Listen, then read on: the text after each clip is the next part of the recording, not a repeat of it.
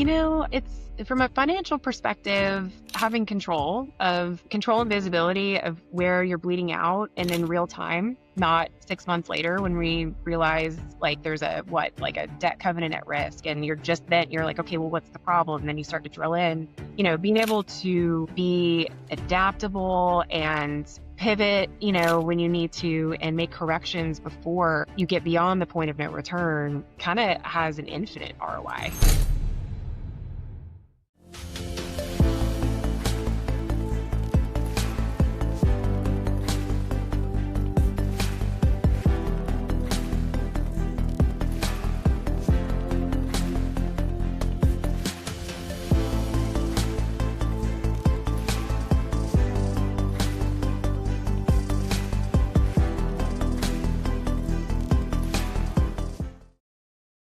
Welcome to the Systems Edge. This is a podcast where we talk to operational COOs, CEOs, CTOs, and today my guest is Emily Boswell from Boswell Oil, and she is the CFO, and I want to welcome you to the show. Thanks for being here today. Yeah, absolutely. Glad to be here. Yeah, thank you.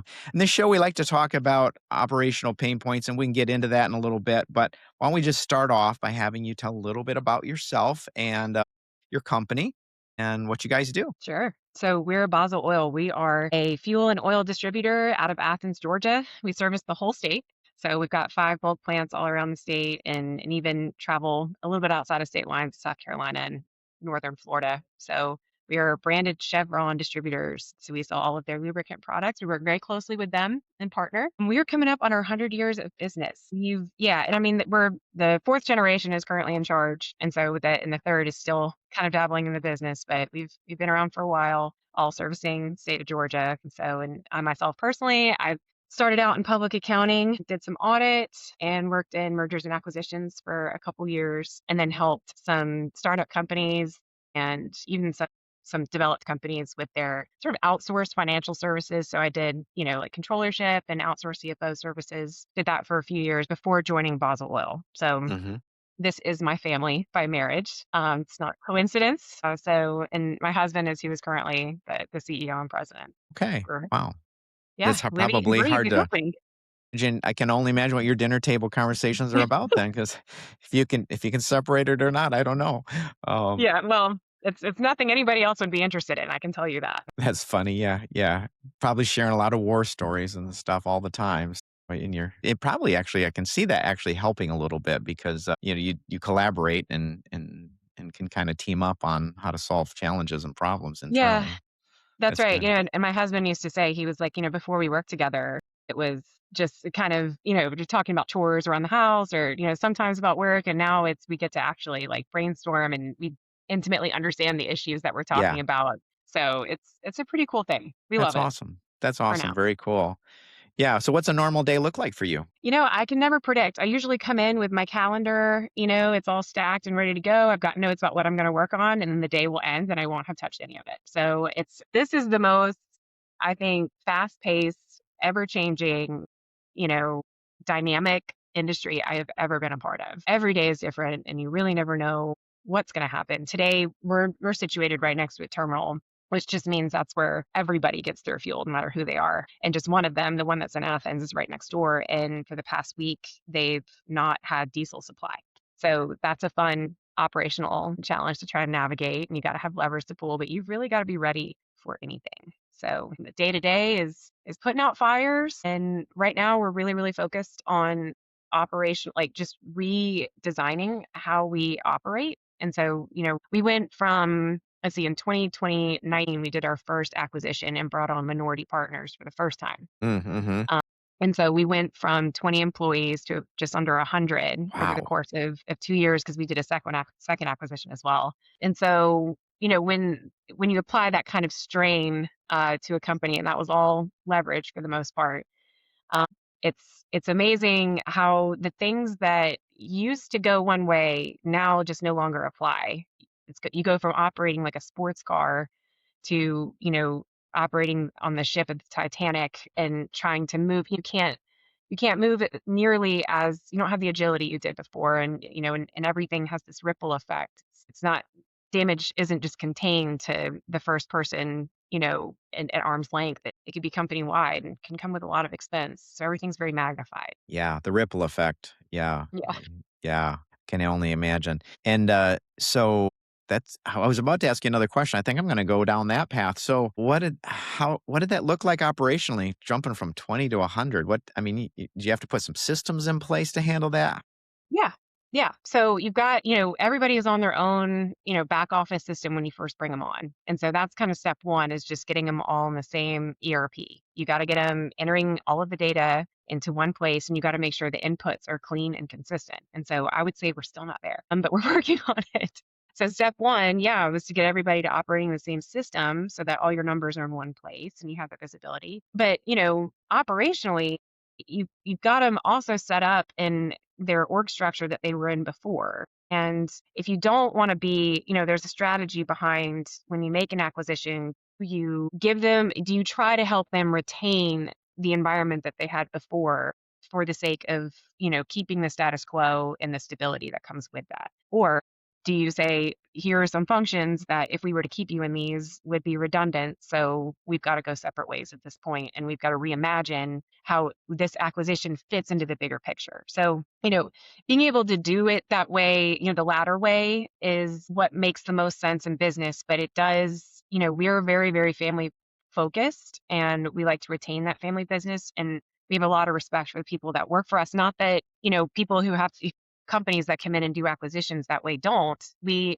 just find the most value in making sure that people are comfortable in where they're working, they're happy, and we can try to find a place for them here. And so for the longest time, we operated that way and kept everybody on board. We didn't do any layoffs whatsoever. And so every time we did this acquisition, we sort of operated in these silos that, it was the status quo. They just kept doing things the way that they always had. And we were a leopard with a lot of spots and really needed one even coat. And the benefit of that is you really get to leverage the strengths from each location that one might not have like the other. You'd be surprised, operating in North Georgia, our customer base is so different than what we have in South Georgia. In South Georgia, we have a lot of mills Mm, and aggregate companies and like lumber and things like that. And then out west in Southwest Georgia, we've got our agriculture. And then in mm, North Georgia, we've got graders, contractors, real estate development, and they all have different needs as customers. They're all different customer profiles.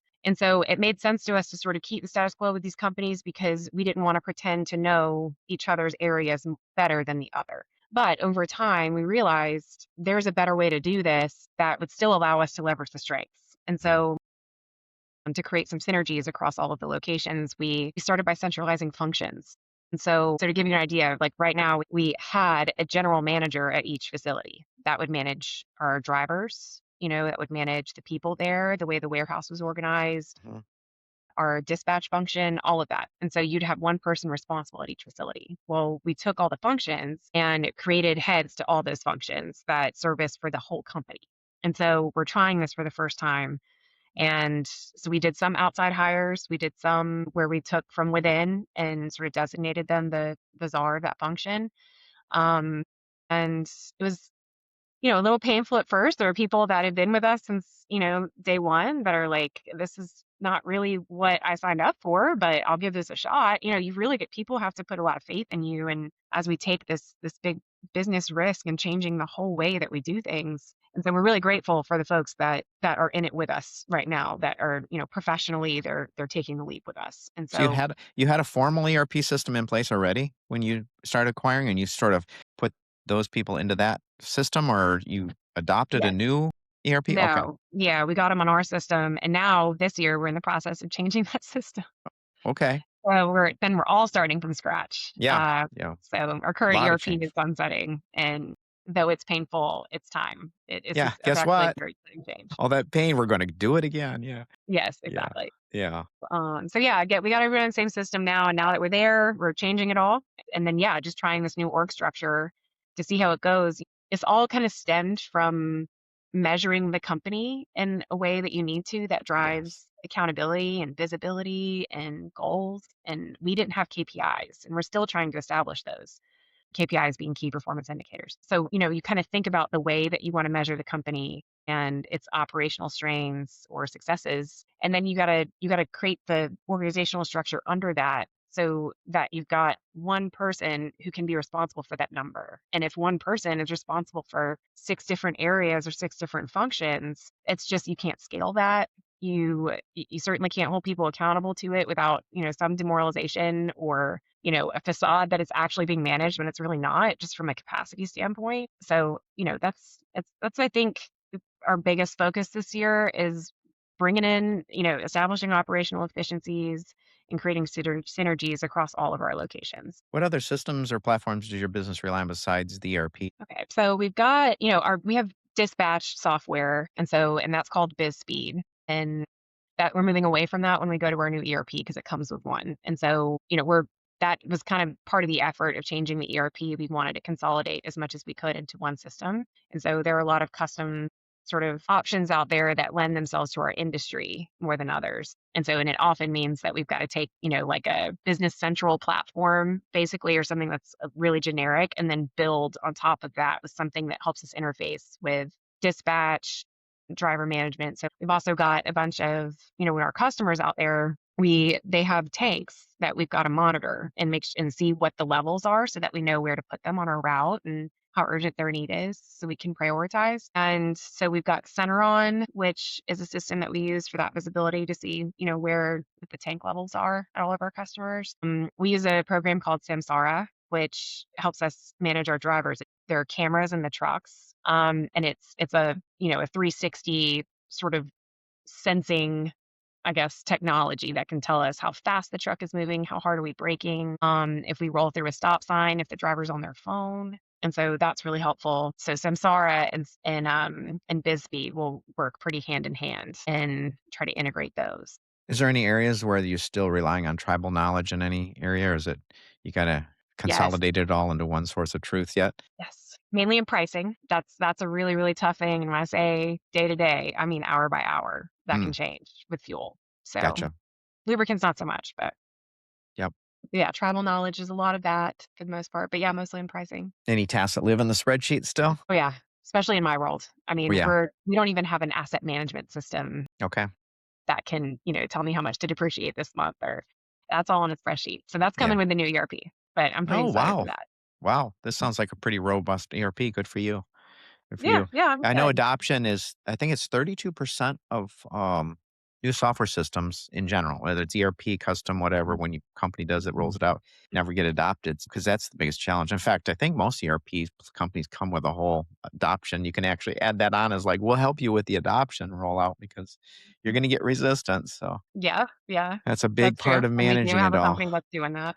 Yeah, yeah. So before you had all this, these systems in place you have now, is it just a lot of manual processes, a lot of extra clicking and paper moving Paper. around? Yeah. Yes, a good bit of paper, some outdated reports that, have sort of lost its relevancy over the years. When I came along, that was definitely part of what we were going to do is, we need to modernize, we need to clean up our inputs, we need to make sure because, they would cut.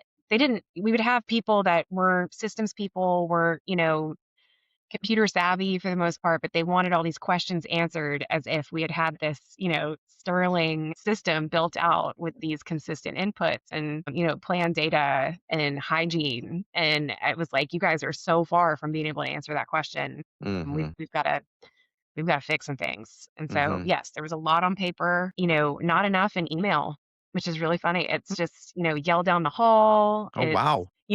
kind of make the phone call and not a lot of audit trail on how something happened, when it happened. So, getting bigger definitely forces a lot of those things.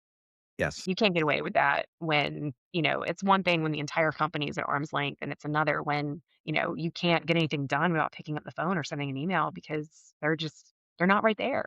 So, yeah, and a lot of things require a lot of people now. Before Yeah. you could look at one person and they could get it done from start to finish. And Yeah. there's just, a lot of forced collaboration and new roles. Yes. Yeah. Yeah, when there's tribal knowledge, it's actually is kind of efficient as long as nothing ever happens to that person. But that's unfortunate because you can't scale with, one person, at that Yeah. level. Yeah, so where do you see the biggest ROI, for better integration and automation? Where some of your big wins going to come from all of this? It's from a financial perspective, having control and visibility of where you're bleeding out and in real time, not 6 months later when we realize like there's like a debt covenant at risk. And you're like, okay, well, what's the problem? And then you start to drill in, being able to be adaptable and pivot, when you need to and make corrections before you get beyond the point of no return kind of has an infinite ROI. I mean, that's kind of the difference between survival and not, right? Like, especially at this day and age, our biggest challenge that we face right now, I'll say threat as opposed to challenge, is consolidation in our industry.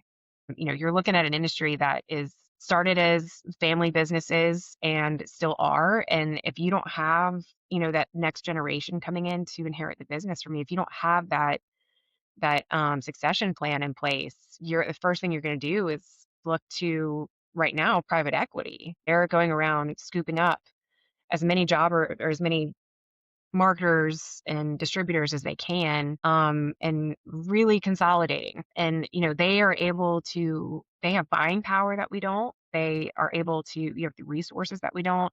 And so trying to distinguish ourselves from private equity in a way that, is, I would say, hard to do. You have to not really care about inefficiencies and profit. If profit can't be your driving factor short term, it's customer loyalty, it's the knowledge and the expertise that we bring. It's the response, the service. Private equity can't compete with that when profit is their first priority. So being able, we've got to have real-time data on where the problem areas are and how to fix them in short order, because we don't have the luxury of waiting until it becomes a real problem, because that just means that we won't be able to survive or compete. Mm. So, having a new system and creating these efficiencies and being able to report on things in a way that makes sense to us, that's actionable, really, that's an endless ROI. I mean, that's how we're going to Yeah. make it. Yeah.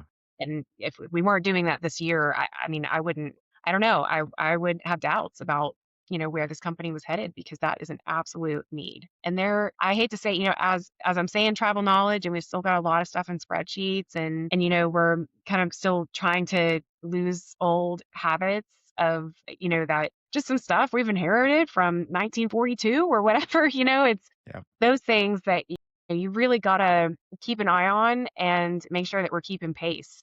Hmm. But I still feel like even with all those things that we have that we're hanging on to, we're kind of cutting edge comparatively in our industry, Mm. which scares me for the industry, I should say, because um we're in a bunch of peer groups. We're really trying to bring each other up and protect ourselves against that consolidation and make sure that we Hmm. all succeed, because it's in everybody's best interest. Hmm. Are there any reports you tend to lean on, especially as a CFO, that more than others? Yes. So and this very thing has been of the most interest to all of our peers. We created a business intelligence role here. I want to say this was at least a year ago, and it was this guy that started as a dispatcher here that had sort of the business intelligence background and in logistics. And so he's just extremely talented, and he's, pursuing further education, but he's created through Power BI, there's this thing called layered reporting, which when you're really handcuffed by your current reporting system, you can use ways to export the data from that system and others and consolidate it in a dynamic way through Power BI. And so he's really proficient in that. And so I have a dashboard that I use, that I lean on a lot. And trying to drill down on anomalies is before Power BI was like a grueling process that was wildly inefficient. And now I can get these things done and answers are given in, 30 minutes. Yeah. So Yeah. it's a really dynamic tool. I love that a lot. And then I've got my KPIs. So I drop financials, in my model, and the KPIs spit out, and I'm watching those closely on a regular Nice. basis. Nice. Yeah. So as you said, did you say you have your accounting integrated with Power BI then, and that you're pulling it directly from your accounting system, or is Yeah, it more that's of right. okay, Yeah, so we've nice. got all the customer data, you know, and yeah, expenses and things like that, we're pulling from our accounting system, but then we're also pulling things from Samsara and our dispatch software, and we're able to create metrics that we never could before in an automated way. So things like asset utilization, that would have been really difficult to do using just financial information because you also have to pull in hours of service and miles driven, and all that can be extremely manual. But with Power BI, you get to pull from both places, integrate it, and report on it on a continuous basis. I don't have to do anything once it's set Yeah. up. Do you have a little wish list of micro applications you hope to build someday of Yeah. let's keep refining this and squeezing that automation, integration, efficiency? Yes. Yeah. So, I mean, I've got dreams and aspirations about, everything that has to do with cash flow. I really love that. Our inventory is a huge blind spot for us. So, we've got what our CMO likes to call shelf roosters, where we kind of get stuck with inventory that either because Chevron had us like servicing a customer and the customer dropped us. And that is, I think, one of the biggest challenges when it comes to data is we don't necessarily always get to have that conversation with a customer when they go with another vendor. Sometimes they Mhm. just stop buying from us or they taper off in a slow way. And if you don't have a salesperson that's, say they're like a mid-range account and they're not babysitting that account, it might be 3 or 4 or 5 months before you realize they're not our customer anymore. And we've got $60,000 worth of inventory in our warehouse that we Yeah. bought just for them. Yeah. So, and now we can't move it. Being able to respond to, we'll call it, like trends that we can observe real time about customer, or even it's too kind of goes the other way. If they start ticking up their inventory, but they didn't think to give us a call and be like, hey, we just put another machine online. We're going to need, 3 times the product that we did before. Mhm. And so sometimes we'll get caught off guard. A customer will get caught off guard and need inventory. But if we could just see their purchasing habits starting to tick up and then change our ordering habits to match it, being able to, that's where I really, really want some tools Mhm. is an inventory and predictive data. Mhm. I think that Mhm. that would be great, Yeah, especially integrating some AI. and you can only do so much at once. I mean, it's like you got so many plates you're spinning in these tools you've been describing, but they can't come fast enough really in a way. I know, They I just know. It's take like we need them time. all yesterday. They just take time. They just take time. Sounds like you're loading the gun as fast as you can, right? Just trying to Yeah. yeah. So when you how have the as a from a macro perspective, how have all these things in a positive way affected your company? And Oh, in a how positive and way. yeah, like I never get to think like that. yeah, that's funny, right? We were talking about that earlier about your dinner table conversations with your CEO husband, and like probably it's always the war stories and the negatives, but yeah, um, Yeah, my job being risk management for the most part, I'm always yeah, like keeping little, like the sky is falling. yeah. What have you seen some positive outcomes of these things that you guys are putting into place, continue to put in place, and maybe even visionary? Like, what do you hope that this will do for you guys long run? Yeah. You know, um, I kind of there's when you're thinking about 10 years down the road, you're really kind of trying to, define who are we as a company and what's our philosophy on, where this ends or when do we realize we've gotten where we're going to be and we're good. Just maintain the status quo, right? This is just we're happy here. And I think it's important for us to all realize that, bigger is not always better, but there's a law of diminishing returns on growing, but there is a minimum in terms of what it will take to survive. And right now, you're either buying or you're selling. And that is the story on where everybody stands is in the next 5 years, will I be selling my company or am I prepared to make acquisitions? Because there is no in between. And that is actually real. That is very real. And so, if I think about sort of the positives that come with that, it's, I think a personal positive is how much fun is this? Like this is something that none of us have, I've sort of learned along the ways that so many business owners, and I dare say all, have no idea what they're doing, but we are just responding the best way we know how every day based on our experience. And education, yes, but sometimes experience very much can trump the education. And so, um, I kind of got off topic there, but I think with the way that we're growing. How much fun is this that we get to do this together, that we get to build this thing in our vision? That's a lot of fun. And anybody that wants to be a part of that, what we call lifers here, we are making a lot of great relationships with these people that, are on board with us to fight for Boswell Oil. And that's such a beautiful thing to be able to witness as a someone who's married to a business owner and being a part of that family, right? That's Mhm. really cool. Some other positives is what I'm saying is a threat actually really lends itself to our industry in the way that private equity also oftentimes is a hard time providing that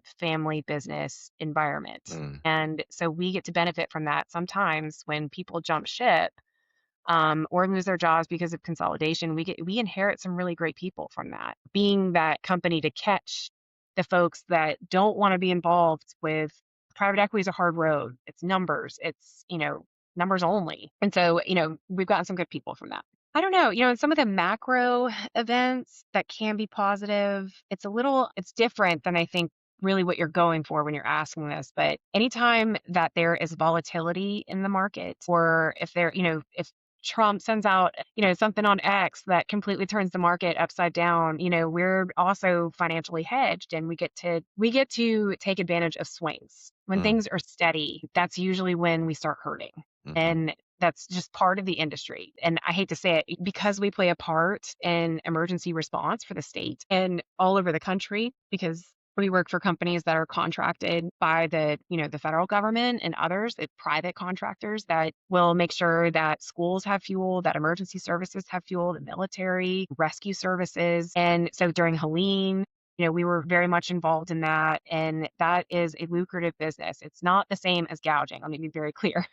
This is just something that when it comes to emergency services, there has to be incentive for companies to participate because they've got to put their entire business to the wayside, drive to New York, drive to Virginia, drive to Texas, where we just were a couple of weeks ago, and have our assets and everybody that's, normally completely devoted to servicing our community and our customers and telling them to go somewhere else completely and put our entire business on hold. So there has to be incentive for that. So that's very different from gouging. Just let me be clear. We that being able to, I guess, be a part of when there are major events that happen on a even on a macro basis. That's a very rewarding and fulfilling thing, but it's also financially great. Yeah, So absolutely. we of course don't hope for natural disasters and ice storms and hurricanes, but when it comes around, we're ready for it. That is Yeah. like the one thing that we're ready to No. participate in. And So we're glad you're there for that. yeah. So zoom in as we wind things down here. Zoom in now, micro level. How have all these changes you're making, and I don't mean in the acquisition alone, but more in these systems you talked about. Like, what are some of the positives that have come out of that? Gosh. I mean, you kind of alluded to it a little.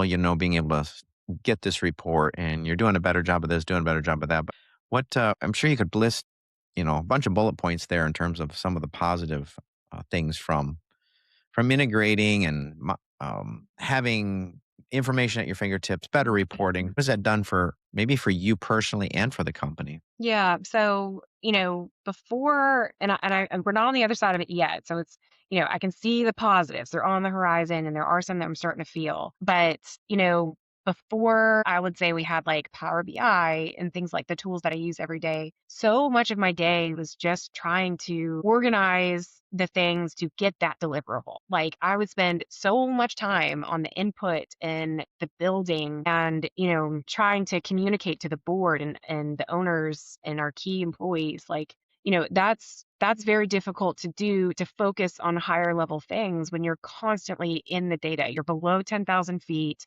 We're talking about things like me being involved in training our receptionist to know exactly how to input something when she's handling an order so that it's consistent and I can report on it. I mean, the foundational part of that is extremely painful. And I'll tell you that, since we've hired some people that can help with some of that building and we've had some consultants involved, I'm able to like zoom out to 30,000 feet again and start looking, beyond the horizon and help strategize and, I can go to lunch with those banking contacts. I can start building out my peer network. I can be that financial face of the company that, when I was down in the basement, trying to just like get the foundation right, I wasn't able to do it. It's difficult to function at 30,000 feet when you want to, when you're really down in the weeds. Would you say it's made you exponentially more effective in your role? Yes. Yeah. Yes. Yeah. Yes. It's almost kind of what you're describing is kind of like how I feel with how AI is starting to do that with individuals and culture as a whole. It's like these systems, which in a way, you really are you described earlier that you've put together, it's kind of AI light, right? Like it's in a way. It's not maybe the exact AI tools that we think of, but it's kind of that way. You The know, multiplicity you're getting, I think it's incredible. The ROI, if you could really measure it. yeah, that's true. And it really, Um, it's funny that you say that because I do feel like you go from, functioning like we always have the data, right? Like there's just this like dump of different data, all kinds of things, very dense. And if you weren't proficient in big data, I guess trying to like slice it and dice it and understand it, it was kind of dead on arrival. And I think you're talking about I think that the transition is from looking at a bunch of numbers and really just from the get-go, you've got the takeaway. I mean, that's it. Like you're not even having to do the puzzle to see the picture. You just get the picture. Mm, well put. And that's like it's a huge gift because if you can just get the info and then be able to act on it right then, I mean, that's amazing. Like a really great example is, just kind of the way how we'll back up real quick because I wanted to say that I think one of the biggest benefits that is kind of sneaky is having consistent information and measured in the same way with the same intention will help align leadership and the vision of the company. It's very difficult to try to communicate to everybody at every level what you're trying to achieve with the company when you don't have the language of data to communicate it. So that's sort of a sneaky benefit of having information the way that you need it when you need it is aligning the whole company and moving like a single force as opposed to, when you have conflicting data, then you've got mistrust, you've got, it can really be toxic and a sneaky cancer in the company and within your leadership Hmm. if you're not all talking with the same language. Wow. So understanding the company in the same way is I think essential to aligning everybody and being Yeah. more productive. The way you said that, it's sort of like I had this moment where I'm seeing you like on stage and you said that and the whole crowd's just like, wow, big light bulbs are popping off. It's really, really well put. So last question for you. Are you using any AI? And if so, where and how? Yeah, so I'm really boring. I use ChatGPT. Sure. Who doesn't? Yeah. And I will, we use the enterprise. So, which I will say that's a huge thing out there. If people are dabbling in their company, that's to just make sure that if you're starting to load things in there like financial data or something that one of your competitors might want to know, just get the enterprise. It's safe, closed loop. And I once had a friend told me too, she works for a company, they do like ERP implementation for Microsoft. And they had a competition to see they created an enterprise and then they had a competition to see who used it in the most clever way. And I thought that that was a great idea. I've always wanted to do that here to see what people could come up with because you could really learn from each other in that way. Um, but yeah, other than that, I can't say I'm using a whole I mean, that's ChatGPT is incredibly powerful, and I'm sure I'll think of a million ways to incorporate it. You know, I have goals and things that I want to use it for, like predictive customer purchasing behavior or the market. The price of the barrel is it's unpredictable, but it's predictable in a lot of ways. And so, it's all supply and demand, it's world events, Hmm. and we've got hedges applied to that. And there's a whole lot of ways that I think financially AI can be used to really advance that. Yeah, I know I use it just for in terms of a spreadsheets, just to be able to move columns without having to do it manually. I'm like, Yeah. just put a comma and put the first name in this column and get rid of the anything that has this, and it's so much faster than going Right. back to the YouTube video as a non-advanced user and trying to, like, watch the video, so yeah, it's fun. Yeah. It's been a It's lot great. of And it's fun. all about the prompts, It like is, it is. we could use it a ton in sales for training. Right now we're really big, going back to the foundation thing, we're big on writing standard operating procedures, documenting everything we're doing and how it's done. And then I used it to create SOP for SOPs. No? It's just I use it for templates. I use it for like tools like workbooks, like Yep. project trackers, Yep. dense emails. I wrote a letter to the governor last week that ChatGPT wrote 70% of, and I just built on it. It saves me a ton of time. It just makes you so proficient. It's Yeah, that's great. great. Wow. You guys are laying such a strong foundation that, I know it's so much work now, but it just feels like it's gonna pay off in exponentially in spades, like, in the very near future, so I encourage you guys to just keep down that path. It's just so good to hear, congratulations, and thanks for walking us through all that. You really gave us an honest picture of your business, how it actually runs, and not just what you see on a website.